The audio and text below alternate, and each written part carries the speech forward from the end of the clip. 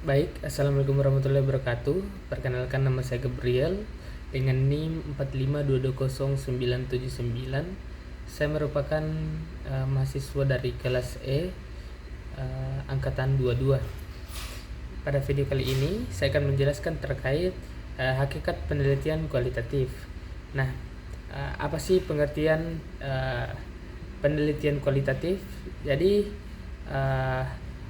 Bogdan dan Taylor mendefinisikan bahwa metodologi kualitatif sebagai prosedur penelitian yang menghasilkan data deskriptif berupa kata-kata tulisan atau lisan dari orang-orang dan perilaku yang diamati. Jadi secara langsung dijelaskan di sini bahwa penelitian kualitatif itu penelitian yang berasal dari hasil wawancara dengan seseorang atau objek penelitian kita. Nah, sementara tulisan lainnya memaparkan bahwa penelitian kualitatif adalah penelitian yang menggunakan pendekatan naturalistik untuk mencari dan menemukan pengertian atau pemahaman tentang fenomena atau suatu latar yang kompleks kasusnya. Nah, ini tuh bagaimana kita mendapatkan informasi atau mendapatkan informasi mengenai kejadian atau fenomena yang terjadi dari orang-orang yang kita temui. Jadi itu dilakukan wawancara, kita mendapatkan informasi dari mereka. Nah, penelitian kualitatif adalah penelitian yang bermaksud untuk memahami fenomena tentang apa yang dialami oleh subjek penelitian, misalnya perilaku, persepsi, motivasi, tindakan, dan lain-lain secara holistik, serta dengan cara deskriptif dalam bentuk kata-kata dan bahasa pada suatu konteks khusus yang ilmiah, serta dengan memanfaatkan berbagai metode penelitian dan analisis secara induktif. Nah, karakter penelitian kuantitatif ini ada yang pertama itu memiliki latar ilmiah. Nah, penelitian kualitatif melakukan penelitian pada latar ilmiah atau pada konteks dari suatu keutuhan. Nah, hal ini dilakukan karena ontologi ilmiah menghendaki adanya kenyataan-kenyataan sebagai keutuhan yang tidak dapat dipahami jika dipisahkan dari konteksnya. Ya, jadi memiliki konteks yang ilmiah. Nah, seperti kita tahu, ilmiah sendiri itu memiliki dia memiliki susunan ataupun metode cara yang teratur seperti itu. Nah, yang kedua itu ada manusia sebagai alat atau instrumen.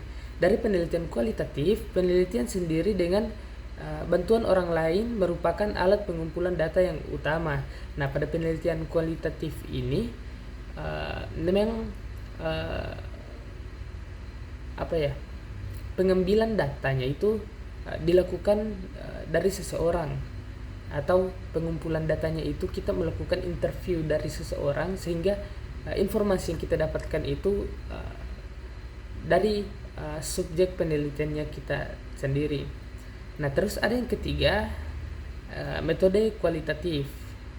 Nah, metode kualitatif menggunakan metode kualitatif, yaitu pengamatan, wawancara, atau penelaan dokumentasi.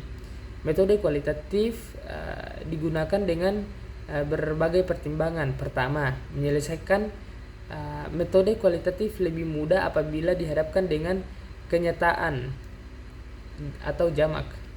Nah, yang kedua itu, metode ini menyajikan secara langsung hakikat hubungan antara peneliti dan responden.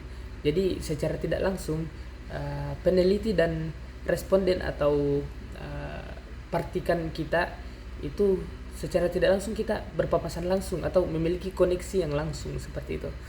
Nah, terus yang ketiga itu metode ini lebih peka dan lebih dapat menyesuaikan diri dengan banyak penajaman pengaruh bersama terhadap pola-pola nilai yang dihadapi. Nah, terus yang keempat itu dari karakter penelitian kualitatif itu analisis data secara induktif. Nah, penelitian kualitatif menggunakan analisis data secara induktif karena beberapa alasan. Terus yang pertama itu proses induktif lebih dapat menemukan kenyataan yang jamak sebagaimana yang terdapat dalam data. Nah, yang kedua, analisis deskriptif lebih dapat membuat hubungan peneliti dengan responden menjadi eksplisit, dapat dikenal dan akuntabel. Nah, terus yang ketiga, analisis demikian lebih dapat menguraikan latar secara penuh dan dapat membuat keputusan-keputusan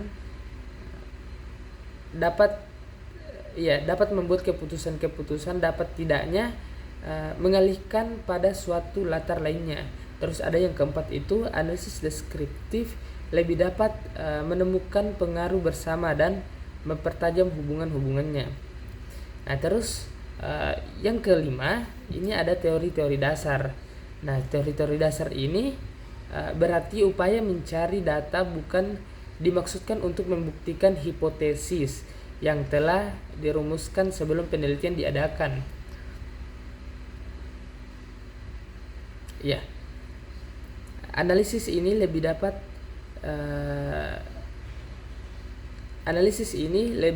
merupakan dirumuskan sebelum analisis ini lebih dapat pembentukan abstraksi berdasarkan bagian-bagian yang telah dikumpulkan kemudian dikelompokkan. Jadi penyusunan teori di sini berasal dari bawah atau grand theory, di mana grand theory ini adalah teori dasar kita untuk melakukan suatu penelitian. Nah, mungkin dari teori dasar ini muncul hipotesis ini yang akan kita buktikan dalam penelitiannya kita itu. Terus yang keenam ada deskriptif. Nah, data yang dikumpulkan adalah berupa kata-kata, gambar, dan bukan angka-angka. Hal itu disebabkan oleh adanya penerapan metode kualitatif. Nah, jadi ini berbeda dengan kuantitatif. Karena kualitatif sendiri ini berbicara soal kata-kata dan gambar, sedangkan kuantitatif itu berbicara soal angka. Seperti itu. Nah, selain itu, semua yang dikumpulkan kemungkinan menjadi kunci terhadap apa yang sudah diteliti. Dengan demikian, laporan penelitian akan berisi kutipan-kutipan data untuk memberi gambaran penyajian laporan tersebut. Nah, deskriptif ini deskripsi detail terkait datanya kita. Jadi kita deskripsikan bagaimana hasil pengumpulan datanya kita. Nah, terus yang ketujuh lebih mementingkan proses daripada hasil. Jadi penelitian kualitatif lebih mementingkan segi proses daripada hasil. Hal ini disebabkan oleh hubungan bagian-bagian yang sedang diteliti akan jauh lebih jelas apabila diamati dalam proses. Seperti itu. Terus yang kedelapan, adanya batas yang ditentukan oleh fokus. Jadi penelitian kualitatif menghendaki ditetapkannya adanya batasannya. Jadi batasan ini itu gunanya agar penelitian kita ini berfokus, tidak lari kemana-mana, karena ini merupakan wawancara. Jadi supaya mungkin pertanyaan-pertanyaan kita atau jawaban dari subjeknya kita ini tidak melebar kemana-mana. Jadi kita memiliki satu fokus utama atau tujuannya kita, seperti itu. Terus yang ke-9, adanya kriteria khusus untuk absahan data. Penelitian kualitatif mendefinisikan validitas, reliabilitas, dan objektivitas dalam versi lain dibandingkan dengan lazim digunakan dalam penelitian klasik. Seperti itu. Nah, terus yang ke-10, ada desain yang bersifat sementara. Penelitian kualitatif menyusun desain secara terus-menerus disesuaikan dengan kenyataan di lapangan. Jadi tidak menggunakan desain yang telah disusun secara telat dan kaku sehingga tidak dapat diubah lagi. Seperti itu. Nah, terus yang ke-11 itu hasil penelitian hasil penelitian dirundingkan dan disepakati bersama. Penelitian kualitatif lebih menghendaki agar pengertian dan hasil interpretasi yang diperoleh dirundingkan dan disepakati oleh manusia yang dijadikan sebagai sumber data. Nah, terus di sini ada prinsip-prinsip penelitian kualitatif. Yang pertama itu prinsip yang berkaitan dengan teori-teori dasar. Jadi seperti tadi itu ada namanya grand teori. Jadi dari grand teori ini memiliki prinsip-prinsip di mana prinsip tersebut yang akan kita bawa dalam penelitian. Terus yang kedua itu prinsip yang berkaitan dengan maksud rumusan masalah. Nah, seperti yang kita tahu ini sangat jelas ya, karena semua penelitian itu harus berkaitan dengan maksud perumusan masalah. Terus yang ketiga itu prinsip hubungan faktor. Nah, seorang peneliti harus mempertimbangkan faktor-faktor yang terkait dalam rumusan masalah. Jadi dalam rumusan masalah itu kita harus memperhatikan faktor-faktornya, faktor-faktor apa saja yang mempengaruhi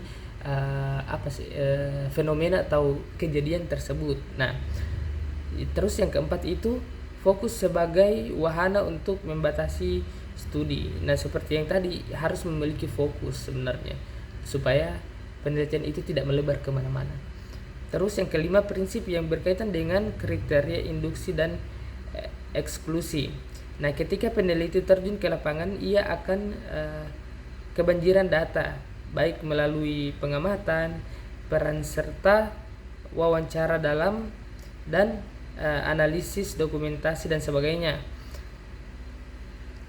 Nah, perumusan fokus yang baik dilakukan sebelum peneliti ke lapangan yang disempurnakan pada awal. Iya. Jadi prinsip dan berkaitan dengan kriteria inklusi dan eksklusi ini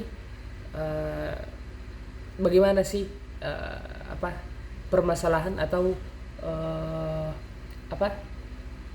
fenomena ini, prinsip-prinsipnya itu dari grand teorinya harus berkaitan dengan kriteria inklusi dan eksklusi. Nah, terus yang keenam, prinsip yang berkaitan dengan bentuk dan cara perumusan masalah. Nah, ini sebenarnya sangat jelas. Terus yang ketujuh, prinsip sehubungan dengan posisi rumusan masalah. Terus yang kedelapan, prinsip yang berkaitan dengan penalaan kepustakaan. Terus yang kesembilan, prinsip yang berkaitan dengan penggunaan bahasa. Nah, seperti itu. Nah, terus pada penelitian kualitatif ini ada prosedur penelitian kualitatif. Yang pertama itu tahap pralapangan, di mana tahap pralapangan ini memiliki bagian yaitu menyusun rancangan penelitian. Terus yang kedua, memilih lapangan penelitian. Jadi kita tentukan di mana kita mau meneliti. Terus yang ketiga itu mengurus perizinan. Terus menjajaki dan menilai lapangan. Terus memilih dan memanfaatkan informan. Terus yang berikutnya menyiapkan perlengkapan penelitian. terus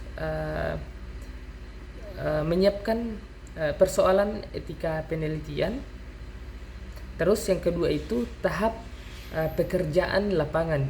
Jadi yang pertama pralapangan, yang sekarang adalah pekerjaan lapangan. Yang pertama itu memahami latar penelitian dan persiapan diri. Terus yang kedua penampilan penelitian. Terus pengenalan hubungan penelitian di lapangan. Terus jumlah waktu penelitian. Terus yang ketiga memasuki lapangan. Jadi yang pertama kan ada pralapangan, tahap pekerjaan lapangan, terus ada tahap memasuki lapangan. Nah, memasuki lapangan ini keakraban hubungan, bagaimana kita membangun hubungan dengan klien, terus mempelajari bahasa, terus peranan peneliti. Jadi peranan peneliti ini keberadaan seorang peneliti di lapangan, mau tidak mau peneliti terjun ke dalam lapangan dan berperan ikut serta di dalamnya, seperti itu. Terus yang keempat itu peran serta ambil pengumpulan data. Yang pertama itu pengarahan batas waktu penelitian. Terus yang kedua mencatat data. Terus yang ketiga petunjuk tentang cara mengingat data. Terus ada kejenuhan, keletihan dan istirahat. Terus ada meneliti suatu latar yang di dalamnya terdapat pertentangan. Terus analisis di lapangan. Terus poin berikutnya analisis dan interpretasi data. Nah, ini adalah bagaimana kita menginterpretasi datanya kita. Yang pertama itu kita analisis datanya. Apa sih? Nah, di sini ada beberapa model analisis. Yang pertama itu model Bogdan dan Bicklin. Nah, analisis data penelitian kualitatif bersifat deskriptif, induktif, naratif, dan kontinum.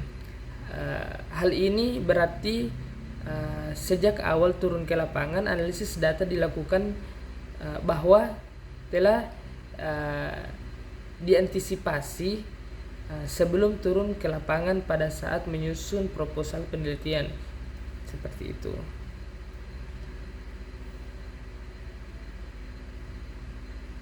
Oke, terus yang kedua itu model Miles dan Huberman. Miles dan Huberman menegaskan bahwa dalam penelitian kualitatif, data yang dikumpul melalui beberapa teknik pengumpulan data yang berbeda-beda seperti interview, observasi, kutipan, dan sari dari dokumen, serta catatan-catatan melalui tape, terlihat lebih banyak berupa data-data daripada angka. Oleh karena itu, data tersebut harus diproses dan dianalisis sebelum digunakan, seperti itu.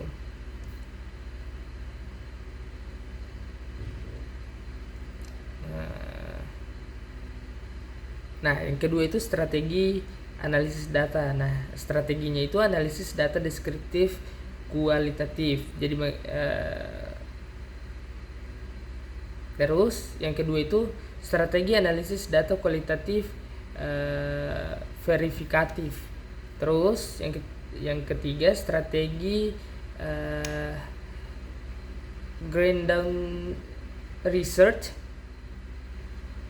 Terus yang ketiga metode analisis data kualitatif.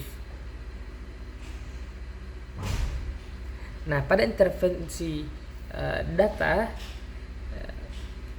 data merupakan upaya untuk memberi arti dan makna yang lebih dalam serta luas terhadap hasil penelitian yang sedang dilakukan. Jadi itu penilaian sebenarnya, memberikan arti, seperti itu.